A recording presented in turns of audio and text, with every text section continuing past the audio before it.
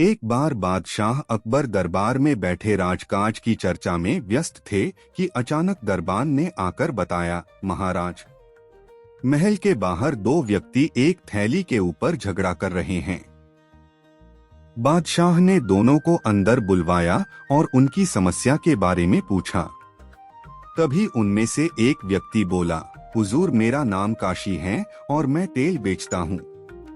एक दिन यह व्यक्ति मेरी दुकान पर तेल लेने के लिए आया था और तभी मौका पाकर अशर्फियों से भरी मेरी थैली भी अपने साथ ले गया। जब मैंने इससे उस थैली के बारे में पूछा तो यह उस थैली को अपनी थैली बताने लगा। अब तो हुजूर आप ही न्याय करें। बादशाह अकबर ने कसाई से पूछा, तुम्हें इस बारे में कुछ कहना है? जहां पनाह, मैं रमजान कसाई हूँ। जब यह आज मेरी दुकान पर आया तब मैं आज के बिके हुए मांस से आई अशर्फियों को गिन रहा था कि इसने मेरे हाथ से थैली छीन ली और अब उसे अपनी बता रहा है। हुजूर, मैं गरीब आदमी हूँ, आप मेरी अशर्फियों की थैली मुझे वापस दिलवा दीजिए। दोनों का पक्ष सुनकर बादशाह सोच में पड़ गए कि आखिर सही कौन है, किसके हक में फैसला सुनाए। तब उन्होंने बीरबल से सच पता लगाने के लिए कहा और उन दोनों को बाहर भेज दिया। बीरबल ने सेवक से एक कटोरे में पानी लाने को कहा और थैली में से कुछ अशर्फियां निकाली।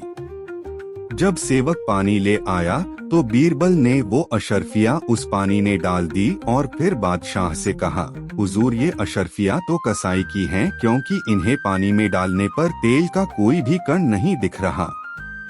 अगर ये अशर्फियां तेली की होती तो इन पर थोड़ा बहुत तेल जरूर लगा होता। बीरबल की बात से बादशाह अकबर भी पूरी तरह सहमत हो गए। दोनों को फिर से दरबार में बुलाया गया।